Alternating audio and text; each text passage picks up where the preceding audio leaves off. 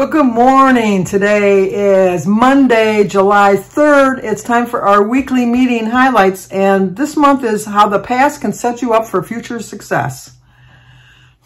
We've all had a past. I've had a really bad past in the last, well, I shouldn't say a bad past, an unsuccessful weight loss past this past year. I guess that would be a better way of putting it. But I told you last week that I'm starting a new plan of action. I'm trying to get the glare out of my glasses. We'll see. It's kind of hard sometimes, but anyway. But we always start off to see how I did. In the past, I haven't been showing you my weight because I was ashamed of it. I'm still kind of ashamed of how much I've gained. But I had a really good week. I started walking again with my sister. I walk a mile every morning. I'm eating 3 meals. I'm having snacks in between. I'm showing my food again on my daily vlog. I have a whole nother attitude. I'm doing really well with my attitude. So let's see if it reflected on the scale. So let's see how I did this week.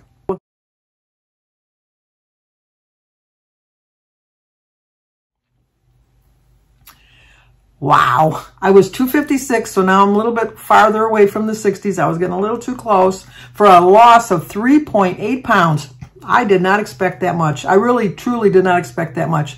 Some of it could be water weight. I'll take it, whatever it is.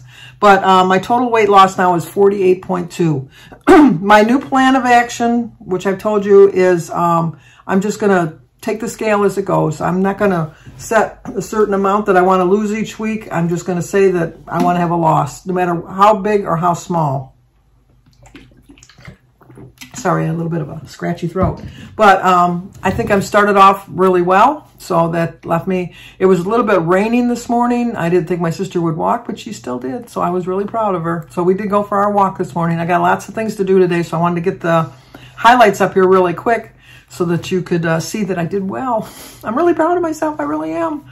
But anyway, the subject this week is how the past can set you up for future success. Ever wish someone could tell you exactly how to reach your goal you've set? Great news. It can be you. You can be the person. Here's how you can do it. There's some different things that you can try.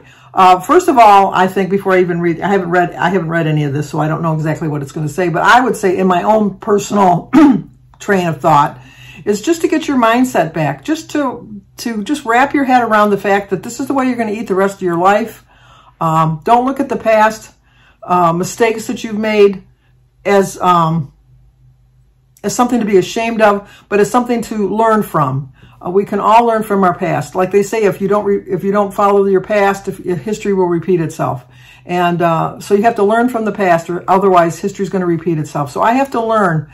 My problem this past year or 2 or 3 was I just gave it no attitude. I kept saying I'm just going to live my life. Because COVID kind of like really brought everybody to like a new focus on life. And then I just thought, well, I haven't got that much time left in my life, although I think 20 years is still a long time to live, because that's my goal. But I just kind of had that attitude, like I'm just going to live each day because this is my day. I can live that way and still eat healthy, but I wasn't doing that. But now I am, and I'm feeling so much better. I'm sleeping so much better. I'm feeling so much better. I have a better mindset. And so that's what I'm doing. But here's what they're telling us to do. To think back to the past month or months and reflect on your successes and also your setbacks. So some of the successes you can say, how did that make it happen? You know, I cut back on TV to go to bed earlier so I can walk before I went to work. Things I did in the past that made me successful is I showed my food, first of all. I got up every morning and went for a walk. Last summer was a little difficult because I had plantar fasciitis, and so I used that as an excuse that I couldn't walk, although I couldn't walk. I really couldn't because it was painful. But there were exercises I could have done in a chair. There are exercises I could have done that didn't involve walking, and I just chose not to do it. I just had a blind set in my mind that, no, I can't walk, so I can't do anything. And so, but one of the things that when I was successful, like I said, was when I was daily walking, when I was watching what I was eating, when I was sharing what I was eating, and when I stopped bringing unhealthy foods into the house. If I really want something unhealthy, I need to get in the car and drive to get it. Now, that's not to say that I won't do it, but at least I'm a little bit more aware of what I'm doing rather than mindlessly snacking. So then they ask, how are those changes helping you? And it tells us that we had more energy and flexibility in your food budget. I really did have flexibility that I could, like once a week or something, have a treat, not a cheat. And I had too many cheats, not enough treats. And although in my mind I thought they were treats, but you know, if you're going to be honest with yourself, that's the first step, is being honest with yourself. They were cheats, every single one of them. None of them was a treat, because it got to the point I really wasn't enjoying them, but I was just eating them out of habit, and I was eating them out of addiction to the sugar, because I was back addicted to sugar. And that was the only reason. I was just fulfilling that void in my body that was craving sugar. And now that I'm not having sugar, I'm not craving it as much. Not to say that I'm not still craving it every once in a while. If a commercial comes on for some candy or cookies or donuts or something, you know, something triggers in my mind that, oh, yeah, I need to have something sweet. But it's not in the house now, so it makes it a little bit harder for me. I have to decide if I'm going to get in the car and go and drive and get some. And then think of your setbacks. I tend to go over budget on nights out. What's getting in your way? It's hard to navigate so many high point options. And then how can you alter your approach? You can plan to save weekly points and pre-track your order. We all know my biggest downfall is when I eat out. When I eat out, will not order from the healthy menu. I just won't. I think I can make a healthier menu at home than I can get at a store, at a restaurant, because they're loaded with additives to keep the stuff fresher. So, you know, like, I make my salads fresh for the most part. Sometimes I buy bag lettuce, but for the most part, I buy my lettuce and that fresh. So it's a little bit fresher, and I'm not using having any additives in it to keep it fresher. They have to put stuff on there to keep their food to last a little bit longer. So I would just as soon, I'm not going to go out and pay $3 or $4 for a little half a cup of cottage cheese when I can get a whole container for $2.99 that it can get me a couple days worth of cottage cheese. But I find that lately when I go, I am not choosing from the healthy menu, but I'm choosing a little bit of a healthier option. We went out last week for our sibling dinner, and I still lost 3.8 pounds, point that out. But I ordered a chicken salad sandwich. It's still, you know, it had some fat in it. It had mayo to do it. And, you know, like there was some dried cherries and things like that. But I usually would have got burger and fries. So I cut way back on that. I usually got a Coke. I had an unsweetened iced tea. So I did make some adjustments. And even though sometimes that is a setback for me, I'm starting to learn, once again, that I don't need to go crazy and order like the most fattening thing on the menu. I can pick something that I still like and still enjoy. Oh, I missed something here. How did I get that? I missed a page. I missed a page. Let me see. This is things you can achieve in the next month or so. I guess I didn't. What obstacles might you face along the way that might keep you from reaching your goals next month? And then how will you feel if you succeed once you've overcome them? This is a busy month for me in July. My anniversary was yesterday. Jim and I celebrated 52 years. We went out to dinner the night before, and I had a good dinner. I had a filet mignon with some mushrooms, and I had a twice baked potato and a bowl of French onion soup. And I did have a Coke because I don't know why. I just ordered a Coke out of habit, I guess. And then yesterday we went out for breakfast. I had an omelet, a farmer's omelet, and with some rye toast and a glass of milk. And then for dinner, we went to the show, and we had a pizza delivered to our seats. So did I go over the last couple of days? Yes, but it was a special occasion. It was my anniversary. Now, granted, I celebrated my anniversary over 2 days. Our plan was to go out to dinner on our anniversary, but the restaurant where we wanted to go, which is kind of like a little romantic. It was, you know, it was a nice little restaurant, but it was closed on Sunday because they're closed from Sunday until the end of July because they're doing a light remodel. So we had to go on Saturday night. Now, did we have to get the pizza at the show? No, not really. But you know what? It was a special occasion, and so we did. I'm right back on track today. I'll be on track the rest of the week. But I have Samantha's birthday coming up. Her birthday dinner's next week. She asked for strawberries and vanilla ice cream. I can just have the strawberries because she's a gluten. She can't eat gluten, so she can't have cake. So I'll probably just have some strawberries in a little bowl. Maybe I'll put a little squirt of whipped cream on it. that'll suit me fine. And she picked chicken, so we're going to grill some chicken. So that's not bad. I'm going on vacation to the cottage for a week. Now that'll be a challenge. But other than that, I'll have a graduation party at the end of July. So I do have a busy month. I just have to be more mindful of everything that I'm going to be doing this month. And then to move forward, take one specific step each week that's going to get you to goal that week. The step that I'm going to take is getting up in the morning. It was kind of hard because I didn't get up on Saturday or Sunday to go for a walk.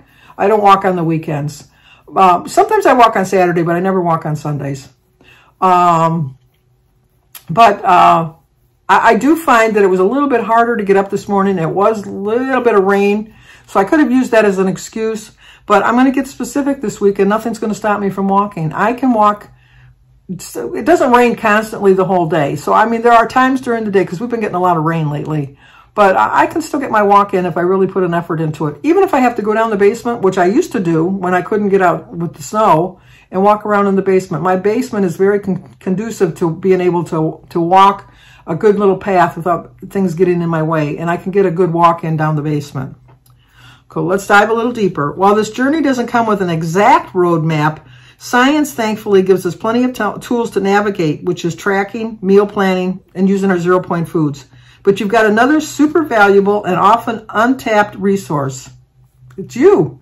You're the untapped resource. You just need to apply yourself, realize the goals that you want to reach, and just really think about the good and the bad. And it's so easy to listen to the bad angel on your shoulder. I know that. I've listened to her for the last 3 years. She just really overpowered the good angel. But, you know, I'm kind of ignoring her now. I just really am, because I just realized how much weight I've gained and how much closer I was getting to my original weight. And it was just no. I put my foot down. No. Jim and I used to go to the gym twice a week. Jim works days now, so he doesn't get home till about 3 or 3:30. He doesn't feel like going to the gym at that time. I don't want to go without Jim, so I figured that my walk is enough for me. Jim gets a lot of movement in because he's a custodian at a school, and they're doing their summer deep cleans, and so he's doing a lot of exercise as far as vacuuming and washing the floors and the windows and things like that. So he's getting his exercise in too. But once he goes back in the afternoons, we're getting back to our regimen of getting back to go to the gym, because we really did enjoy that. While this journey doesn't come with an exact roadmap, I already read this, but you've got another super valuable and often untapped resource, your past experiences. Reflecting on the nitty-gritty of both your accomplishments and your setbacks, why things worked and why they didn't, can guide you in how to best approach new goals, challenges, or a reset. So every few months, or whenever you're charting a fresh path, walk down a memory lane and decide what lessons, tips, and behaviors will help you move forward. I have kept all of my food journals, so I do kind of like check with them to see how I was eating when I was losing my weight. When I was really doing really well when I first started, I was 7 years younger. That makes a little bit of a difference. Not a big difference, but a little bit of a difference. I was not eating as much food. Now I realize that I need to eat more proteins and fibers and things like that. I was kind of starving myself, really, if I look back at it. I was following Weight Watchers, but if you really follow the weight, I find for myself that if you really follow the Weight Watcher plan, the point-wise, you don't get enough calories. You just really don't get enough calories. And when I was 7 years younger, my body didn't require that many calories, I guess. But now that I'm a little bit older, my muscles are getting a little bit, you know, like things drop, things move, your body shifts. Anybody that's gone through menopause or anything like that knows that, and the older you get, you know, like some things just start to lose their structure. The muscles kind of give way a little bit. And so I do need to eat more fiber. I need to eat more protein. I need to build up my muscles and my bones because, you know, let's face it, as you get older, they get a little bit weaker. So you got to be eating a little bit more to make them a little bit stronger. But I get a guideline to what I want to do. And I also realized that I was walking every day. Although 7 years ago, I was walking 4 miles a day. I truly don't think I'll ever get back to 4 miles a day. Never say never, I know. But my goal is by the end of summer to hopefully get to 2 miles. I'd like to get at least to 2 miles a day. So we'll see if that's a task I'm going to be working on. But here's 3 fast facts. Reflecting on your successes help you identify what's worked and why it worked. And number 2, reflecting on your challenges help you identify what didn't work and why it didn't work. And number 3, this knowledge can help you decide what to keep doing and what to change in order to be successful in the future. I've done all 3 of those things. I realized what I was doing wrong was bringing in unhealthy foods in the house, not going for my daily walks, not paying attention to my body cues, not drinking enough water, all of those things. But now I've identified those and I'm working on them, and I think I'm doing a little bit better with it. So how did you guys do this week? And what are some setbacks that you guys have noticed about yourself that I probably didn't notice in myself, that maybe I do have that same sort of a setback that I got to work on? Sometimes if you're not really aware of things, then you just continue making the same mistakes. So point out something that you're doing that maybe I didn't mention, that maybe, you know what, maybe I'm falling behind on that myself. And so I need to know about that. But I had a 3.8 loss, so I'm total 48.2. I want to get back to that 50 pounds so bad. I just want to get there, 1.8. Like I said, I'm not going to stress and say I'm going to get it by next week. I'm just going to take whatever loss I can have next week. Because you notice I said loss, because I am going to have a loss next week. Even if it's a 0.1, I'm going to have a loss. I know that. So let me know how you guys did. And if not, come and watch me on my daily vlog and point out things I might be doing wrong that's going to keep me from having a weight loss next week, because I could use that too. So in the meantime, like, comment, subscribe, and share, and I will hopefully see you on my daily vlog, but definitely let's come back next week and see how I did, because I have a feeling I'm going to do well again next week. So talk to you soon.